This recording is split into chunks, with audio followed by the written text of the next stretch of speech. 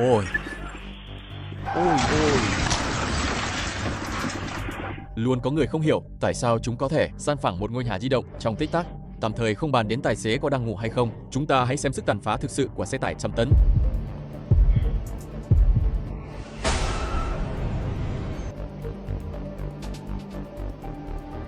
Như chúng ta đều biết, xe tải trăm tấn đều là những quả bom năng lượng di động, nhưng có những tài xế không tin điều đó. Giả sử bạn là người đang đi sát phía sau xe tải lớn này, bạn có cảm thấy an toàn không? Ở đây có thể thấy đèn hậu của xe tải phía trước đột nhiên bật sáng và bắt đầu giảm tốc.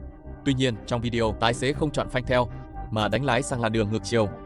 Nhiều người nghĩ rằng anh ta định vượt quá vạch liền để vượt khi chưa đủ điều kiện, nhưng thực tế không phải vậy.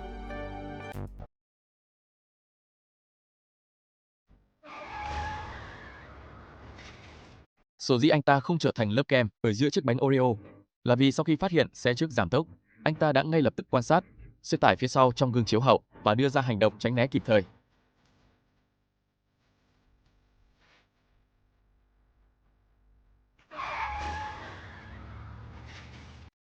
Có người cho rằng khi dừng sau xe tải, chỉ cần đánh hết lái sang phải, thì khi bị xe tải đâm từ phía sau, xe sẽ trượt sang lề đường bên phải, không bị ép bẹp. Nhưng nếu quan sát kỹ, bạn sẽ thấy thực ra là xe tải phía sau đã chừa cho xe này một khoảng trống khi va chạm, nên mới thoát nạn. Cần biết rằng trước cú va chạm với động năng hàng trăm tấn, một khi xe tải lao tới, bánh xe của chúng ta có đánh lệch thế nào cũng không thể chống lại sự hủy diệt vật lý thuần túy muốn nắm quyền chủ động trên đường. Hãy nhớ rằng khoảng cách với xe trước quyết định không gian sống của bạn. Khi lái xe, nhất định phải giữ khoảng cách an toàn vàng tương đương 1 đến 2 chiều dài xe. Vài mét không gian đó chính là giếng phóng sinh tồn bạn dành cho chính mình. Một khi qua gương chiếu hậu phát hiện xe tải phía sau có tiếng còi bất thường hoặc tiếng phanh, bạn có thể lập tức đánh lái đi vào khoảng không an toàn bạn đã để dành.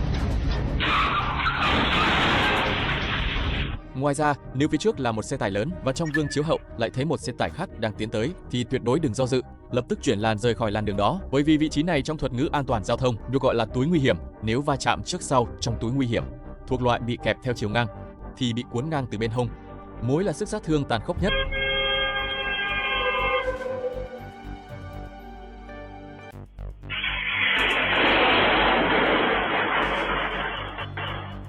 Xem lại, có thể thấy xe tải đang tránh xe trắng thì bị chộn ngang. May mắn là tài xế này khi phát hiện bất thường đã ngay lập tức tránh né. Nếu người đàn ông này là may mắn thì người tiếp theo là phúc đức 10 đời.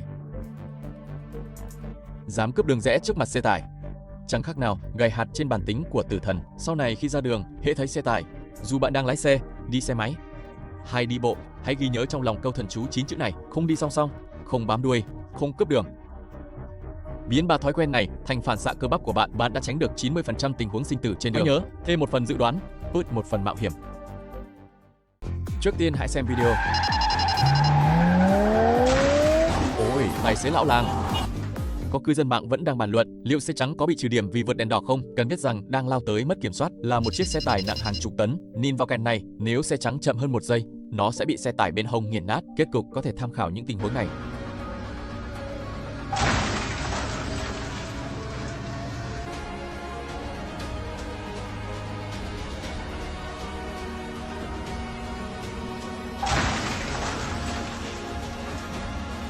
Không có ngoại lệ, đều bị xe tải hàng chục tấn nghiền nát, trở thành một khối sắt ép. Vì vậy, trong khoảnh khắc sinh tử, miễn là có thể thoát, việc có bị trừ điểm hay không không còn quan trọng. Trong video có 2 điểm quan trọng đáng lưu ý. Điểm thứ nhất, khi chờ đèn đỏ, tuyệt đối đừng về số mo.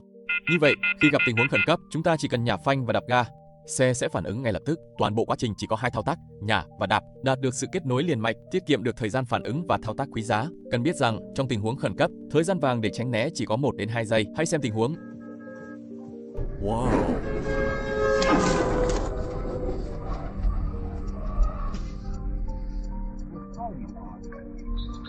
Từ giây thứ 28, hai xe va chạm, đến giây thứ 30, xe tải đã ở ngay trước mắt xe quay video. Điều đó có nghĩa thời gian vàng để tránh chỉ vỏn vẹn 2 giây. Nếu vì về số mà chậm mất 1 giây, có thể sẽ mất đi cơ hội tránh né và gây tai nạn. Điểm thứ hai, khi chờ đèn đỏ, tuyệt đối không được xem điện thoại hoặc làm những việc gây mất tập trung khác. Phải luôn quan sát tình hình giao thông, quan sát toàn diện, lắng nghe mọi hướng. Hãy xem tình huống dưới đây.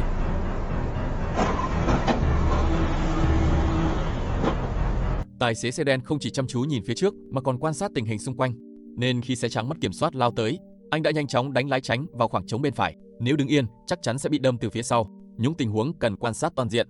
Còn có cả những đoạn đường đèo nguy hiểm này. Hãy xem. Đừng đi nữa, đừng đi nữa, đừng đi nữa. Thôi tôi lùi. Lùi. Lùi.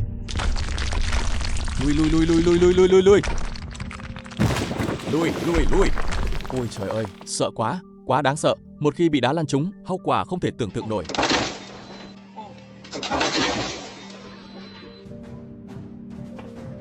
Xe gần như sẽ bị đập nát tan tành ngay lập tức. Vì vậy, khi lái xe trên đường đèo núi nguy hiểm, hãy chú ý quan sát trên sườn núi xem có dấu hiệu đá rơi không. Hoặc nếu nghe thấy tiếng đá lăn từ trên núi thì lúc đó đừng đi tiếp nữa, lập tức đạp phanh vào số lùi và nhanh chóng lùi xe ra khỏi khu vực đá rơi. Nhiều người khi đối mặt với xe tải mất kiểm soát lao tới, thường hoảng loạn không biết làm gì, đứng yên tại chỗ, mất đi cơ hội tránh né. Hãy xem một ví dụ sai lầm.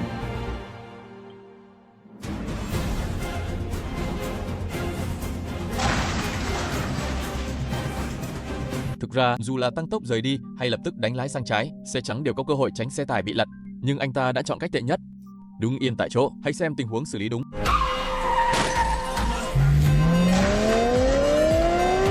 Chú ý thao tác của xe trắng, dù lúc đó nó và xe tải đã xảy ra va chạm. Nhưng tài xế không vì sợ hãi mà bỏ qua cơ hội thoát hiểm, không đứng ngây ra như một pho tượng. Qua khói trắng bốc lên từ ma sát giữa lốp và mặt đường, có thể thấy tài xế vừa tăng tốc liên tục, vừa chính xác đánh lái sang phía ngược lại với hướng xe tải ngã và cuối cùng đã thoát khỏi khu vực nguy hiểm. Vì vậy, hãy nhớ, khi xe tải mất kiểm soát lao tới, hãy tránh theo hướng xe tải đang đổ. Nếu bề mặt va chạm ở bên phải, hãy nhanh chóng đánh hết lái sang trái và tăng tốc rời đi.